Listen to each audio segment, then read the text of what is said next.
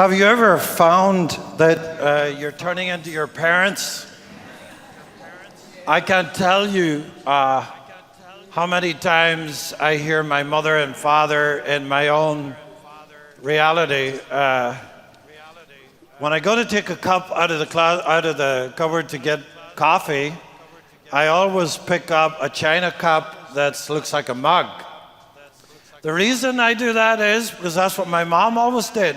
She didn't like a big mug, and somehow or another that just stuck. In our house, there were 5 of us, steps of stairs. My mom was 21 when she had me. So a lot of her family traditions went to the west side, but my dad was a big family of 9, and my grandmother was the matriarch par excellence.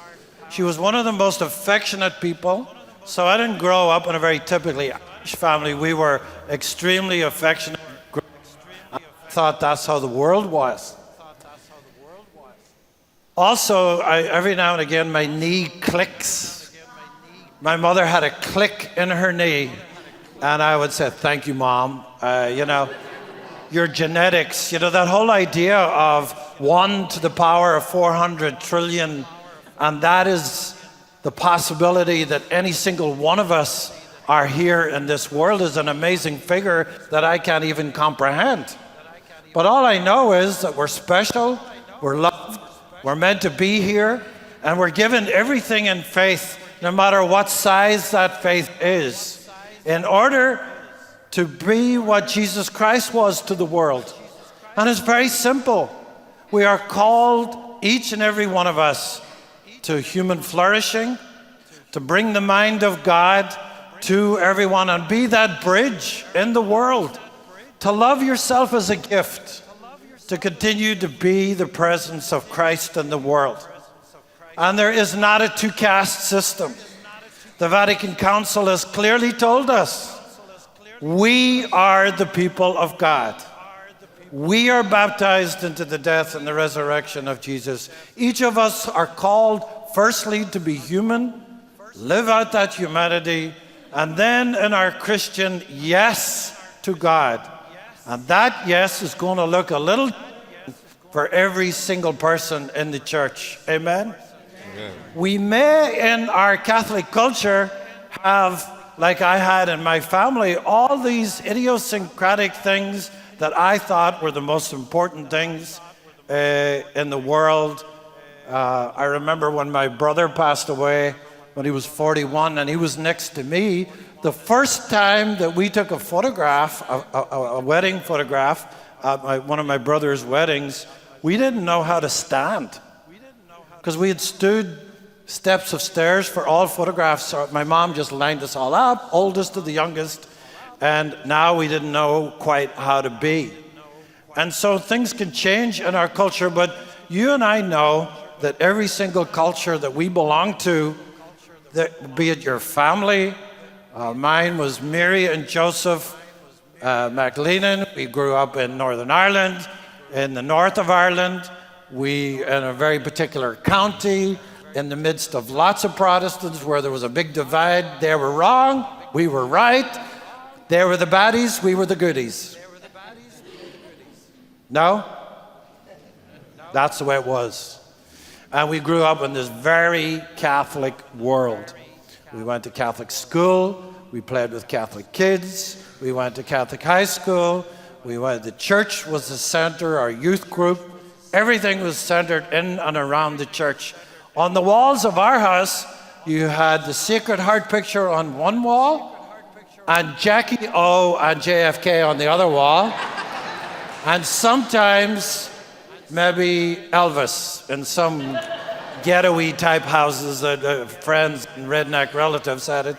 So I used to think everybody had the same aunt and uncle because they were always on the walls of every house. And yet this world was all pervasive. And to the extent that my name is McLennan and my mother's family name is Byrne, and there are Sands and McCrinks and all these other people, you're very much rooted in your own culture, whatever that is.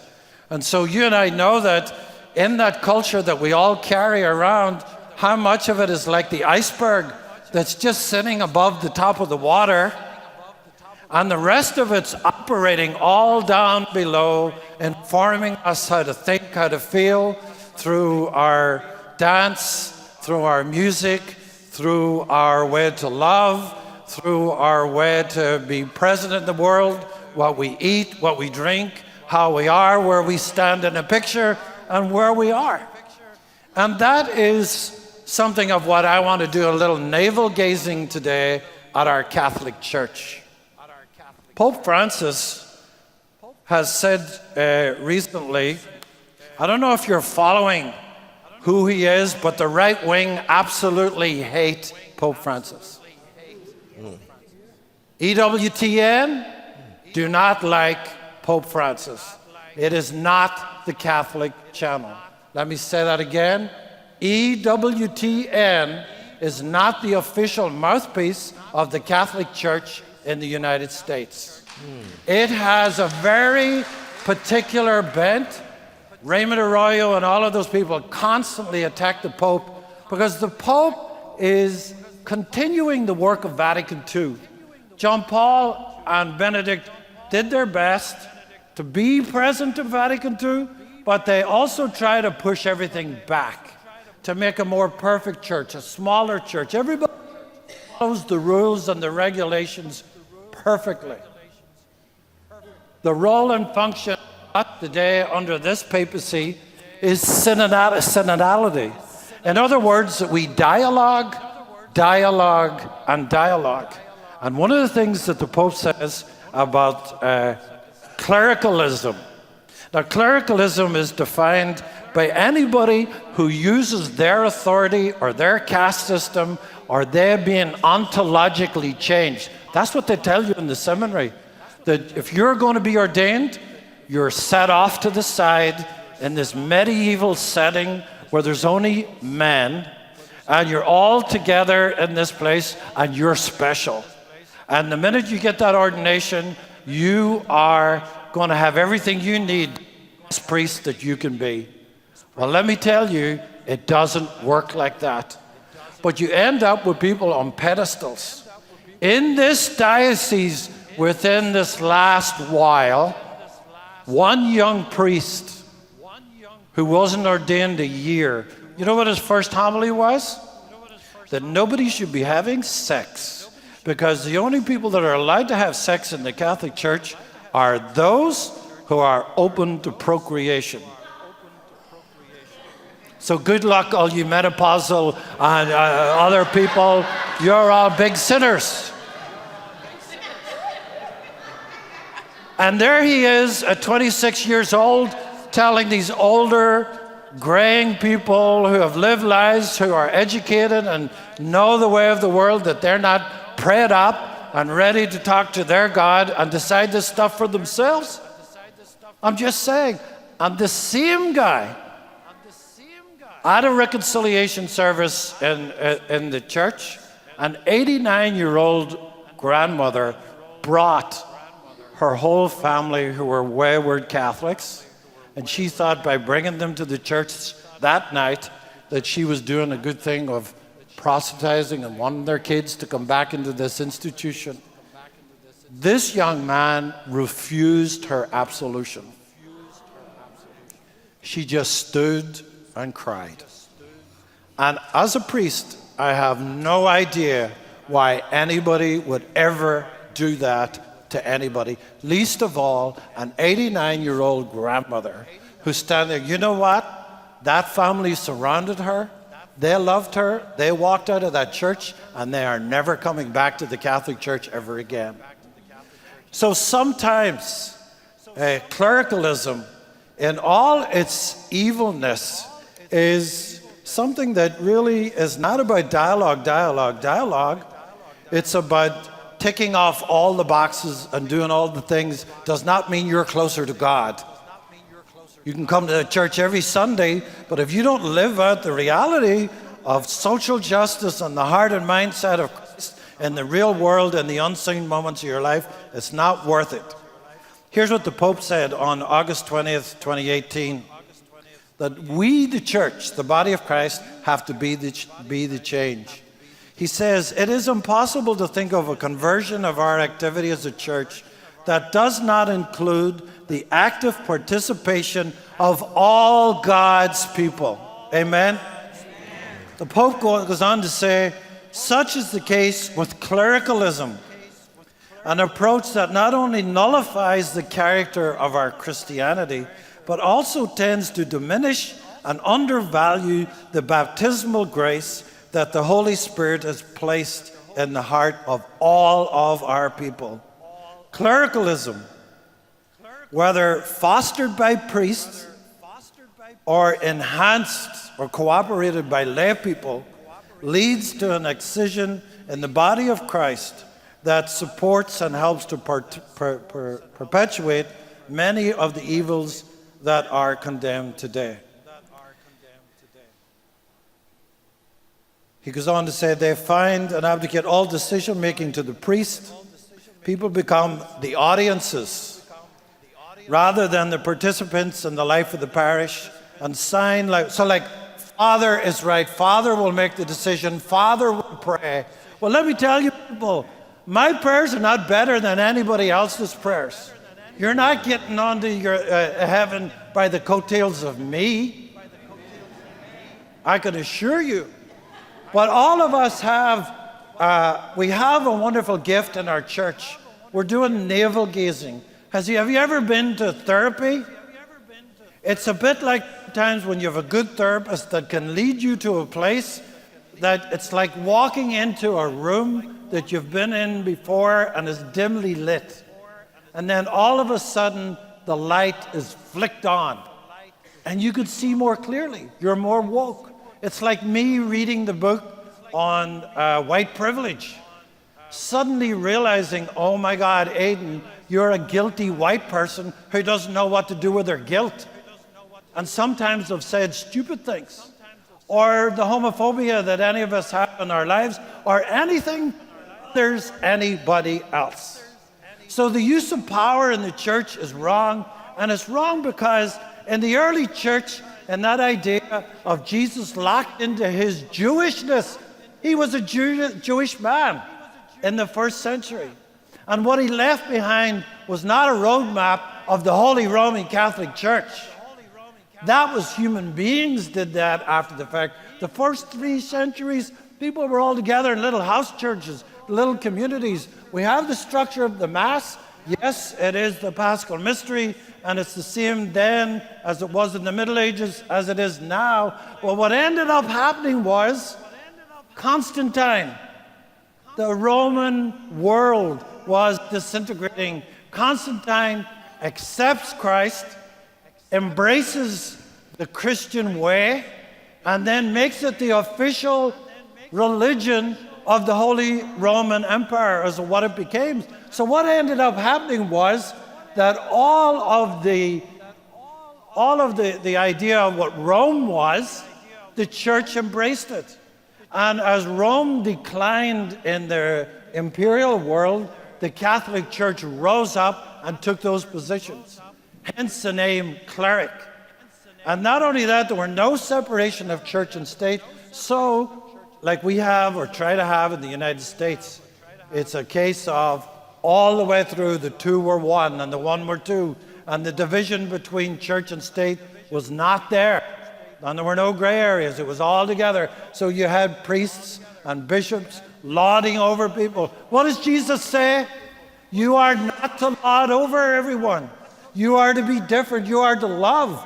You are to get down on your hands and knees and wash the feet of our sisters and brothers. So many priests think, and this is being self-critical, and I know that I have done these things in certain ways when I have used my own power canonically as a priest just to say it's my way or the highway. I had a woman come this week who I said something off to her one time about 4 months ago, and she went to confession to Father J. Father J says, you need to go and talk to Father A. This is 2 days before he died. And she took her time and came to talk to me, and we shared. We were open with one another. But even in the midst of it all, I said, but you know, sister, the church is not a democracy. And afterwards, I realized I was doing the clerical privilege thing right in the middle of trying to be pastoral and good. We have to be about dialogue. That's how the sex abuse thing happened. That you're always trying to protect the patriarchal institution. There was, during the sex abuse moment in Boston, there was a moment when this woman brought this young priest into this big meeting in Boston. They were meeting weekly. And this woman got up to talk about we, the church, and the young priest stood up and shouts, "You are not the church. I am the church." That is the antithesis of who we are. This monarchical, feudal system of organizing our church, I think Pope Francis is trying to lead us to a different place, a more Christ, putting Christ at the center, in the service of all people. I'm not talking about us separating off and getting rid of all the priests. Well, they're getting rid of themselves. There's very few of us anymore. So we must be more about dialogue. We must be more about openness to one another and explore the gifts and talents that we all have so that our church as a mother can survive and be a vehicle. But I want you to take a few minutes and let's do a little navel gazing. And let's come up with a few stories. I know it's going to be negative. We've all got our positive things. But let's chat for a moment with somebody beside you about clericalism, what it means to you. And let's come back in about 2 or 3 minutes and sort of wrap this up in an invitation to do Alpha. So, 2 minutes, 3 minutes, talk to somebody beside you about clericalism or what you understand it to be, and the evil of it in the church today. Chat, talk, quick, yes. Let me look up that term really fast. I want to make sure I know what that means. Clericalism. I mean, I know it involves church, but I don't want to speak on a subject that I don't know. It's the appreciation of good leadership. Father. All well that ends well.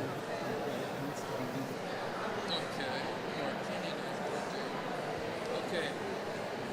Clericalism, this with regard to opinions, I guess can be dangerous because there's, at least in this country, it's supposed to be a separation of church and state, right? So if we put too much of the church into our system, political system, like, the way we conduct business, for the well-being of all of our citizens, it's very dangerous because then. We've already come from an era where the church did kind of domineer over everything. And we have to remind ourselves, at least in this country again, why we separated from England. Why we separated from, that kind of thinking. That's why the Protestant Reformation happened. The church was controlling everything. Remember the Holy Roman Empire. So now we're at a place now where we've given individuals, citizens, power, to help control, the next steps we take to become a better society. So therefore, it's okay to have, our beliefs, be convicted in our beliefs, and be prayerful, but not so much that this is everything else around. So, okay, you seem to all have experiences. Can we have a little more volume? Phil. I'd like you to come back for a minute in this navel gazing exercise. I was sitting with Sister Evelyn, and she was saying that she never really experienced some of those negative clerical things. I do remember as a 16-year-old going to work for the summer in the Isle of Man for 8 weeks, and I had to work on a Sunday, and it was the only time in my life I didn't go to Mass. And I decided that I would you didn't have a choice to go to confession. The Monsignor and all the priests and surrounding came in, you were lined up, you didn't have a choice. And I remember going in front of the Monsignor O'Rourke, and I had known this guy baptized me, so all the way along, and I knelt, bless me, Father, for I've sinned. And I thought, should I tell him or should I not tell him? And then I thought, I better tell him. So I told him that I hadn't been at Mass. Oh my God, his fist came down on the table and he roared at me, I've known you from the day you were born, and I baptized you, and you were an altar boy, and your grandmother would turn in her grave if she knew you didn't go to Mass. And I said, okay, my thought was, okay, I deserved that. And everybody else outside the confession box heard too. And I was more worried about what all the rest of my classmates thought. What did Macalina do during the summer when he was away? That's what concerned me. That was probably the worst thing on a clerical level that ever happened to me. But I do recognize other things happen to other people, and still you're in the church despite it. So, thoughts? I would go catch people. Oh God. Come on now, you're all not that shy. Seriously? Okay, oh, seriously? My experience with the church reflects the paradox that I guess is me. While I would like Father to take the laboring oar to resolve issues with the church and make things that aren't working work again, and pastor, quote unquote. I also want Father and the hierarchy of the church to get the heck out of the way and let women become priests in a church that is dying. So it's a love-hate, not hate, you know, love, but I want perfection. Yeah. Okay, and that's a powerful moment, because a lot of guys, a lot of priests are very threatened by women and their role. And you can't really do a church, well, you can do it for a few hundred years, but it doesn't work so much anymore. You need two wings to fly. You need the left wing and the right wing in order to be able to continually embrace one another so that we're in a more perfect union. Anybody else? Wow, what a hard, okay. This happened to my son when my son was 14. We lived in San Bruno, and we used to go to the 6 p.m. Mass every Sunday. And he was helping. They had slides for their hymns and everything. He was helping with that, and he was starting to lecture. And I had lots of people, lots of couples come up to me, and they thought it was so great that my son was coming every Sunday and that he was participating. And then one Sunday, the pastor pulled me aside and told me that he could no longer do any of that because two of the parish council members, who had only attended this Mass for about 2 years in a row, never came every Sunday, just once in 2 years, said that he was a poor model for younger children because he slumped down on this little wooden, my son's tall, and he slumped down on this little wooden bench that he was sitting on. But he never fell asleep or anything. He was always right on the Mass. So now my son won't come to church anymore because he thinks the whole thing is a scam. Interesting. And there's lots of other stories like that, it just takes one slight and someone can be gone.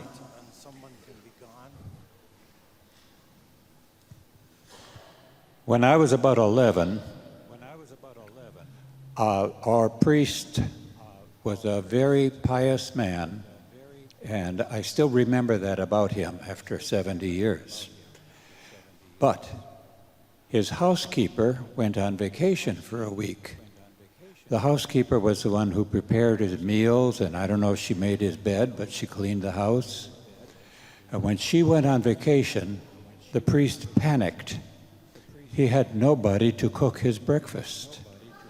And he sent a message out to my mother, who was the head of the altar society, they called it, and said, you round up 7 women, and I will have breakfast at their house, each one every day.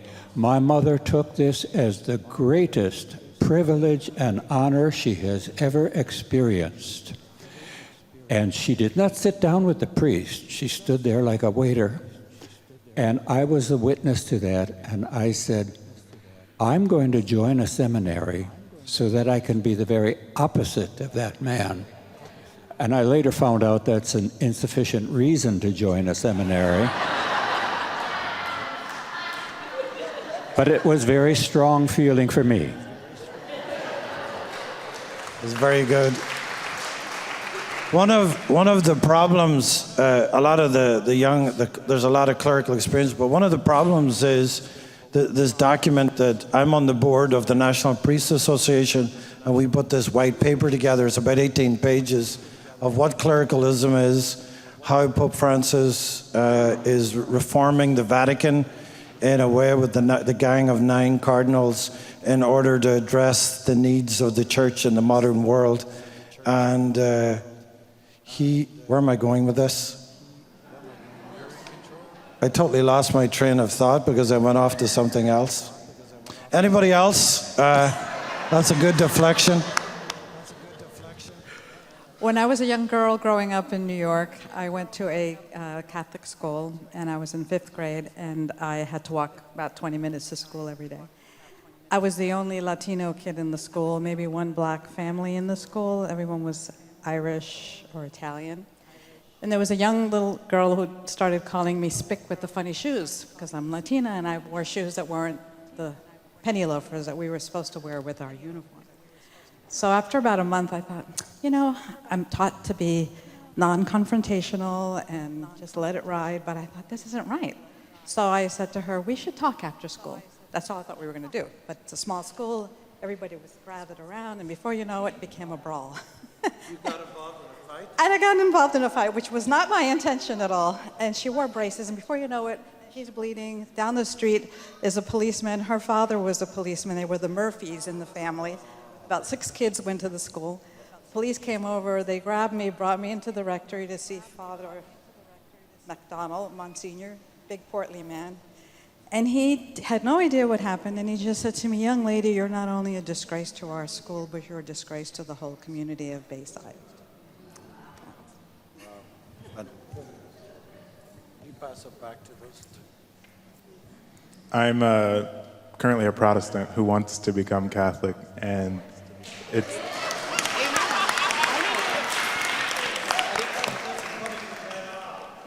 Well, no, I love this, and I think clericalism is probably a big reason that a lot of Protestants would never even glance toward the church. And for me, right, one of my biggest fears is that the reason my confirmation process is dragging on so long is because of clericalism, and I hope it's not the case. But it's currently my experience now. That I'm like, there shouldn't be such a barrier for Christians who want to become Catholic to enter into the church.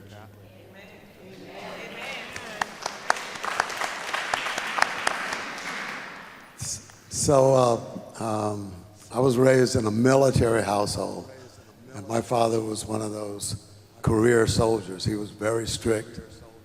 So when we lived in Germany for 5.5 years, my brother and I were both altar boys. In those days, if you were an altar boy and you didn't take communion, something was really wrong with you. So before Mass, we'd have to go in the confessional. Well, the same priest who was conducting Mass was the one who was hearing your confession. So it was 2 people I had to worry about growing up. My father, who would punish me if I did something wrong, and the priest who, during these days, the priest was the highest of the elders. And we were taught to respect your elders. So the priest, if he was disappointed in you because he was close to God, contrary to what you said today, that your prayers aren't any more than ours, we were taught that yours were. The closer you were to the priest was the closer you were to getting into heaven. So you didn't want to disappoint the priest, you didn't want to disappoint your folks, so you had all of these things, yet you still want to have an adventurous life. So it calls for making a lot of decisions with thinking about those 2 punishers in the back of your mind. So it was quite a life experience.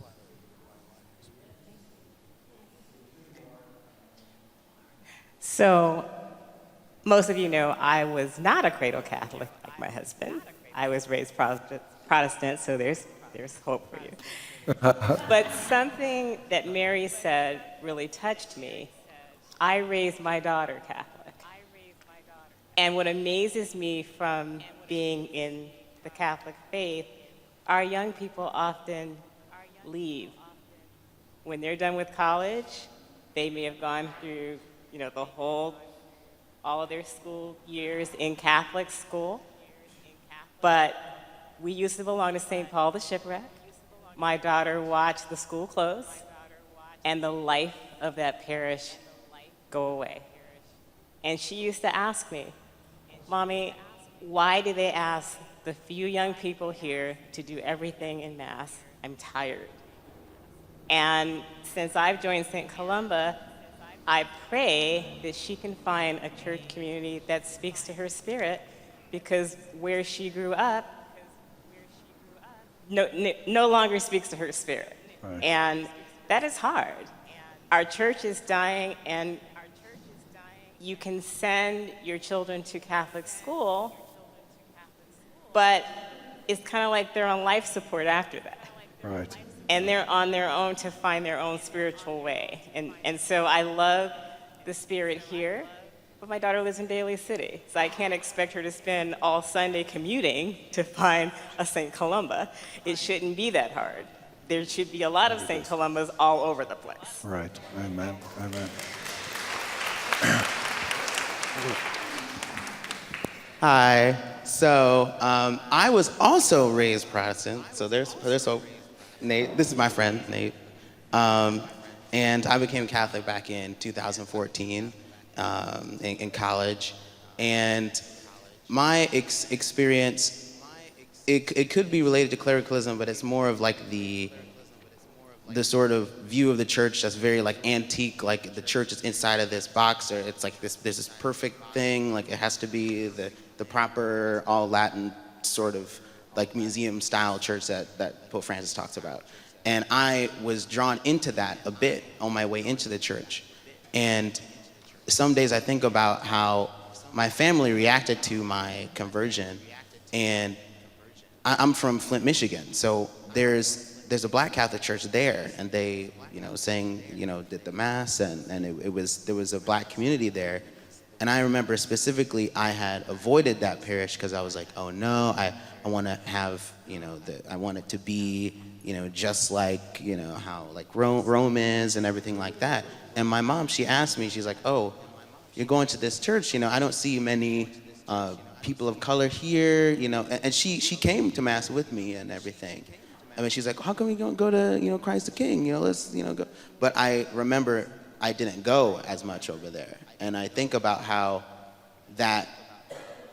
like, oh, what could have happened with my family if I was more open to her experience, growing up, and to her spirituality, and it would have been a lot better if I had not restricted myself. And now, since coming to St. Columba and coming to other parishes and learning about how the church developed in so many ways, and we have the Black Catholic experience, we have the Greek Catholics, we have Russian Catholics, Roman Catholic, all types coming together, and just how much more universal it is, that's really helped me. Okay, thank you.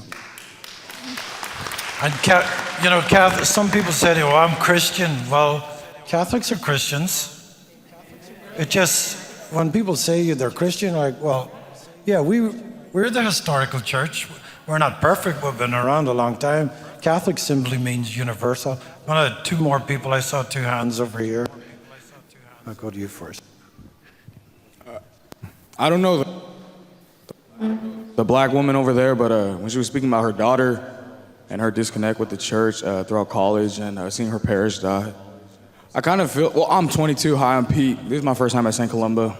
I'm kind of living your daughter's story. I was at St. It's okay. I was at St. John, and when I graduated and I went to St. Mary's here in Berkeley, the parish was kind of like a really free-flowing parish, and I loved it there. I got the opportunity to play Cal rugby, and I just finished up at Cal. And it is hard. I'm gonna be, as a college student, especially in this social media day and age, where there's a lot of stuff you can praise besides God, and you get lost. And when I came back to everything I was before Cal, it's like the scenery changed, and I had become a different person. And I could no longer identify with a parish I once was as a kid, a high school I once was as a kid. And I'm kind of on this journey myself to reconnect with the church. And that's kind of what brought me to St. Columba 20 minutes late, because I just went to 2 different parishes. I don't know, every time I try to re-tap in with Mass, I always get a signal to say I'm doing the right thing. So I just want to thank you. That was like meaningful to me. I hope the best for you and your family too. Good.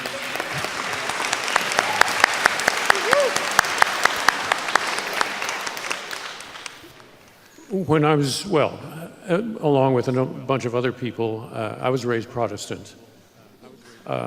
My mother in the care home got in a fight with a Catholic because they were opposites. So my thing about Catholic Church was, it was just a very strange place. When I got together with my present wife, she had me help her in a choir at St. Paschal's. And I've gone through a series there. Started with Father Michael Norcutt. Then we moved and ended up going to Our Lady of Lourdes, where Father Tom Weston was there. Then I finally got here, and from the first time I was here, I said, I'm home. And to put that now in perspective, I live in Hayward. My wife works at St. Raymond's in Menlo Park. She's a music minister there. Every morning about 8:15, I take her there. Then I come back to get up here, take the 10:30 Mass in, then go back down and pick her up, and we go home. I could very easily go to St. Raymond's, but since I've had people like Tom Weston, Mike Norcutt, obviously Father Kwame, I still go out on Thursdays every once in a while at Livermore, where he's doing the 8 o'clock Mass. And the reason I'm saying all this is that we've had a lot of negative and soul-searching about the church. And I think that's all very, very true. But there is the bright side, as it has been mentioned by a couple of people. And as I said before, this is home. I don't know how long I'll be able to stay in it, but when I can come, I will be here. Amen. Amen. I think that's a really great way to end. One more. Because you'll get me after Mass and say, Father, that was clericalism. You decided not to do me like that, so here we are. Father, thank you. I have 2 sons that I spent a lot of money sending them to St. Mary's High School, and we went to Mass every Saturday so that they could have soccer on Sunday. And they got married, and it wasn't their wives or anything. In fact, the wives were trying to keep them in the church, but all of a sudden, they still believed in God. They pray, but they did not have any faith in the Catholic Church. And I'm wondering if they had not been molested or something of that nature. I asked them that millions of times, and they say, no, Mom. And, I don't know why, but the reason I wanted them to be, baptized and participating is that you have to start with something, because if you have no rudder, you're going to be going around in a circle. At least start to something. And if you want to become a Jew or a Hindu, that's your business. But that's why I wanted to, and I want to know where I went wrong. That's where I went wrong. Well, you probably didn't go wrong. There's a lot of parents in that situation. But I want to Father Hillary corrected me on the early organization of the church, and so I bow to his historical perspective. He's older than I am for a start. But he was saying that the church was quite organized, especially in the East. And the situation changed when we became part of the Roman Empire, and that is outdated today. So we need to be about dialogue. All those good things that were said, I think it's because people at St. Columba embraced Vatican II. The enculturation of the black church was celebrated.